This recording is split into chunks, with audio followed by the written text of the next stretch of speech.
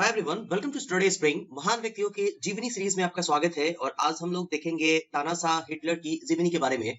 क्या है इंपॉर्टेंट और क्या है इनके व्यक्तित्व से सीखने लायक बातें। बिफोर टू बिगिन, अगर आपको ऐसा लगता है कि चैनल डेडिकेटली आपके लिए वर्क कर रही है तो एक बार चैनल को सब्सक्राइब और शेयर जरूर कर लीजिएगा आप। ये हमें मोटिवेट करता है रोज आपके लिए कुछ नया करते रहने के लिए। चलिए देखते हैं तानाशाह हिटलर की जीवन के बारे में।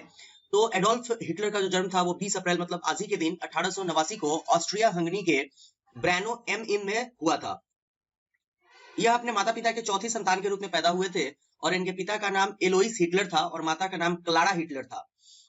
एडोल्फ हिटलर की उम्र जब 3 साल की थी तब उनके परिवार ऑस्ट्रिया से जर्मनी में बस गए थे और इसके चलते एडोल्फ हिटलर की जो शिक्षा थी वो जर्मनी में ही पूरी हुई थी। हिटलर बचपन से ही तेज बुद्धि वाले छात्र थे, लेकिन उनकी शुरुआत से ही दिलचस्पी फाइन आर्ट्स में थी। इसके लिए उनके पिता चाहते थे, लेकिन उनके पिता जो चाहते थे कि एडोल्फ हिटलर टेक्निकल स्कूल में पढ़ाई करे। इसके बाद उनके पिता ने 1900 में जबरदस्ती उनका एडमिशन लीन्स में रियल्सचुल में करवा दिया। इसके चलते हिटलर जिद्दी, गुस्सैल और चिड़चिड़े स्वभाव के हो गए थे। बाद में कुछ समय के बाद उनके पिता की मृत्यु हो गई और हिटलर इस स्कूल में कोई दिलचस्पी नहीं रखता था। इसकी वजह से काफी बुरा रिजल्ट आ रहा था उसका और इसके बाद उन्होंने अपनी माँ के सपोर्ट से यह स्कूल को छोड़ दिया और फिर रियल्सचुल में स्टेयर में एडमिशन लिया और फिर फाइन आर्ट्स में अपना कैरियर बनाने लगा। पेंट्स के सपने को पूरा करने के लिए वो वियना चले गए और उन्होंने दोनों bar academy of fine arts में रिजेक्ट हो गए। इस दौरान उनकी माँ का भी निधन हो गया और माँ से हिटलर भावनात्मक रूप से काफी जुड़ा हुआ था। इससे उन पर गहरा असर पड़ा और फिर वो जो है अपने घर को छोड़कर दूर रहने लगे और पेंटिंग को बेचकर अपना गुजारा करने लगे। पहले विश्व युद्ध में हिटलर का प्रदर्शन और राजनीतिक शुरुआत जो था, यहीं से कहीं ना कहीं हिटलर को एक तानाशाह के रूप में जो है वो उभर करके सामने लाया था।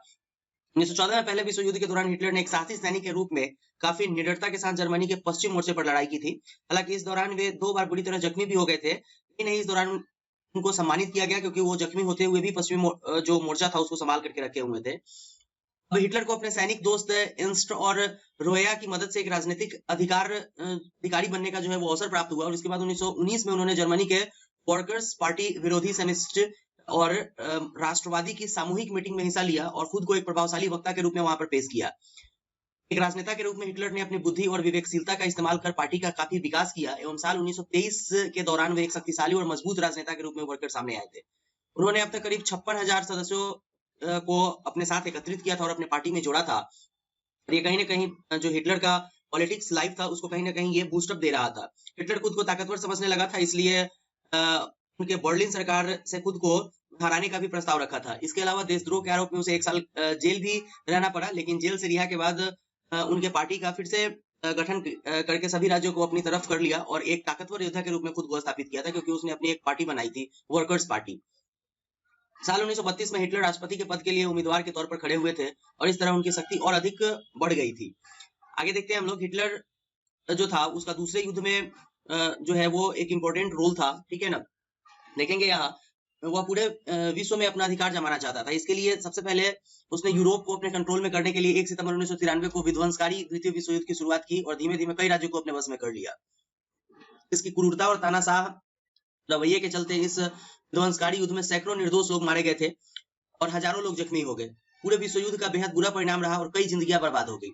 इस युद्ध में अमेरिका की शक्ति के आगे तानाशाह हिटलर की ताकत कमजोर पड़ गई और वे इस युद्ध में हारने लगे और इसके कई राज्य भी जो है अमेरिका और यूरोप ने छीन लिए थे। इसकी वजह से वो बुरी तरह बौखला गया और इस युद्ध के दौरान रूस ने बर्लिन पर हमला किया, तब वह पूरी तरह हार गया और इस हार के बाद उसने 30 अप्रैल 1945 को अपनी बीवी के साथ सुसाइड कर लिया।